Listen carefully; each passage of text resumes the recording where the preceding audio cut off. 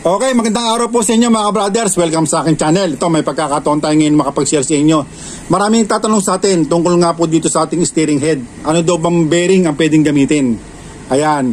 Ngayon sa oras na ito mga brothers, na bigyan tayo ng pagkakataon na makapag-vlog sa oras na ito. Dahil sa halos araw-araw po marami tayong gawa na hindi na po tayo nakakapag-vlog. Ngayon mga brothers, bibigyan ko kayo ng mga tip kung anong bearing ang dapat nyong gamitin sa inyong motor. Kasi po maraming nagtatanong sa atin sa ating Facebook page at saka sa ating YouTube channel, ano daw bang bearing o steering bearing ang pwedeng gamitin sa kanilang mga motor. Ayan, kung mapapasin nyo po mga brothers, meron dito nakabaklas na steering ng ating motor. Ito po pang Yamaha mga brothers. Ngayon may mga bearing dito na nakaparada. Mamimili po kayo kung anong bearing ang pwede nyong gamitin sa inyong mga motor mga brothers. Baka may motor kayo na masama rito na kung anong bearing gagamitin. Meron po tatlong klase ng bearing na pwede natin gamitin sa ating steering ng ating motor. Yan.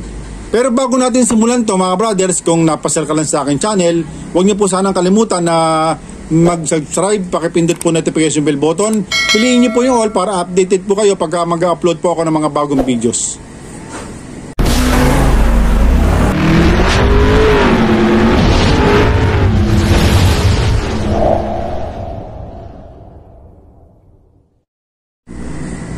Okay mga brothers, ito, meron po dito tatlong klase ng bearing o steering bearing na pwedeng gamitin sa ating steering head ng ating motor. Ngayon mga brothers, kung mapapasin nyo po ito, iba-iba po ang klase ng design ng kanyang steering bearing. Dito po nga sa una, nasa kaliwa, ito po ay pang Barako, pang XD3 at saka po pang CT100 Baja. Halos pare-parehas po yan mga brothers. Ang tawag po dito ay bearing type. Kung mapapasin nyo po mga brothers, bearing na po siya. Ilalagay nyo na lang po sa kanyang steering head. Ito, sa kanyang tipos. Papasok nyo lang sa kanyang ganon, dire-diretso na po yan. Yung malaki butas, ito, sa ilalim po ginagamit ito. Ito naman pong maliit, sa ibabaw, dito sa taas. Ito namang malaki butas sa ilalim. Ngayon, ang advice ko po sa inyo mga brothers, pag maglalagay po kayo ng steering bearing, lalagyan nyo po ng washer sa ilalim para po itong outside diameter nya hindi po tatama dito sa kanyang tipos. Kasi po pag nailagay na po ito sa ating chassis, yung kanyang pinakatubong bilog, pag hinigpitan po yun, sumasayad po itong ating outside diameter dito po sa ating tipos. Isa po sa pinanggagalingan para gumanit yung ating manibela. Kaya ang gagawin nyo po mga brother, sa ilalim maglalagay po kayo ng washer. Ngayon, pag wala po kayo nakakitang washer, mga brothers, gugupit lang po kayo ng yung pinaglagyan ng langis. Gawin yung washer, kahit mga 2 piraso o 3, ilagay nyo po sa ilalim, mga brothers, para pinaka-washer niya, para hindi po tumama yung outside diameter niya dito po sa ating tipos. Ayan mga brothers. Ang tawag po dito ay bearing type. Ang sukat po nito mga brothers, itong kanyang maliit, may number po ito mga brothers sa mga nagtatanong. Ang number po nitong pang-itaas, yung upper bearing, 254612. Ayan po ang number nito mga brothers. Naka-ukit po dito sa bearing yon. Ito naman pong kanyang lower, ang number po nito ay 284612. Ayan mga brothers. Ito po ay bearing type sa ating manibela. Pwede po ito sa Barako, XD3, CT100, pare-pares po yan, yung Baja. Ngayon, itong nasa gitna mga brothers, ang tawag po dito ay ball race. Yan. Meron po siyang 2 kopa at saka yung nasa gitna niya, meron mga bulitas na nakapaipit sa kanyang corona. Ayan mga brothers. Karamihan po yung ganito mga brothers sa mga single. Pero matibay po ito mga brothers dahil ang stock po ng ating motor ay ganito ang design. Yung kanyang ball race. Ngayon, pag maglalagay po kayo ng ganito, gaya na sinabi ko, lalagyan nyo po ng washer dito sa ilalim. Gaya po nito mga brothers. Ito. Ayan o. Ito po ay stock po ito mga brothers. Ayan. May corona sa gitna, may bearing, at saka may 2 kopa. Pero may washer sa ilalim para itong kanyang nakaangat. Para pag pinasok po yung ating sa ating chassis, yung pinakabilog niya, hindi po tatama dito sa kanyang tipos. Ayan mga brothers. Ang tawag po dito ay ball race. Ito naman po sa dulo mga brothers, ang tawag po dito ay knuckle bearing. Knuckle. Ayan, kung mapapansin nyo po, may roller siya na stick bearing. Ayan.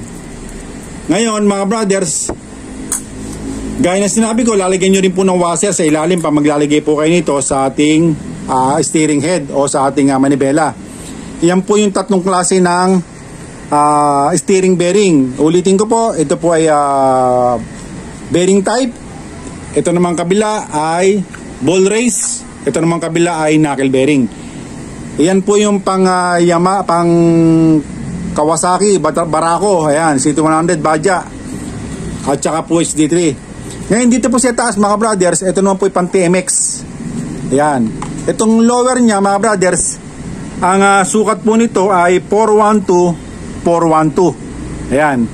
Ito po ay bearing type, pang TMX 155 po ito. Pwede po ito sa TMX 125, sa Rusi 125, Rusi 150, Rusi 175, Skygo. Yan, Motopos, Motorstar. Yan. Pare-parehas po yan mga brothers, pang Rusi, pang China Motors. Bearing type po ang tawag dito mga brothers. Ulitin ko po ang sukat nito, 412. Ito po pang upper. Ito naman kanyang pang lower. Medyo malaki po yung kanyang gitna. Yung inside diameter niya, ang sukat po nito ay 4122.512. Ayan mga brothers. Nakaukit po dito sa bearing kung anong number niya. 4122.512. Ito po ay pang TMX 155. Yan mga brothers. Ang tawag po dito ay bearing type. Dito naman sa gitna mga brothers, ito po ay ball race. Ayan. Ganito po, ganitong klase oh. Parehas lang oh, sa stock. Pang TMX po ito mga brothers. Ito naman sa kabila, gaya na sinabi ko kanina, gaya nito, knuckle bearing po ito. Ayan, meron po siyang stick bearing na pahaba. Ayan, mamimili po kayo ngayon kung ano po ang gagamitin nyo pagka magpapalit po kayo ng bearing sa inyong steering head. Ngayon, karamihan po mga brothers, lalo na po dito sa pwesto ko, mabili sa akin ito pong bearing type. Ito po kasi madali lang po ikabit ito. At saka hindi po madaling masira, matagal po masira ito mga brothers. Ngayon, sa mga naghahanap, ang tatak po nito ay SK. Ayan, SK brand. Kung gusto nyo pong makahanap ng ganitong klase ng bearing o bearing type na pang steering head, ang hanapin nyo po SK pagka bearing type. Pero pagdating po dito sa ating ball race, meron po dito mga tatak na santal at saka tapro. Ayan. Ganon din po itong knuckle bearing. Ito, marami pong klase ng tatak po ito mga brothers. Meron po itong santal, may tapro, may KSR. Mamimili na po kayo kung anong brand ang gusto nyo. Ayan. Iyan po yung tatlong klase ng steering bearing sa ating steering head o sa ating manibela ng ating motor. Bahala na po kayong mamili mga brothers kung ano po ang gusto nyo gamitin dito. Sa mga nagtatanong po sa atin, ayan po, naibigay ko na po sa inyo yung sagot kung anong bearing o steering bearing ang pwedeng gamitin sa inyong mga motor. Okay? Sige po, hanggang dito lang mga brothers. Sana po nakatulong po sa inyo ito. Lalong-lalo na po sa mga nagtatanong sa atin tungkol nga po dito sa ating steering bearing ng ating mga motor. Okay? Maraming po salamat mga brothers. Mabuhay po kayong lahat.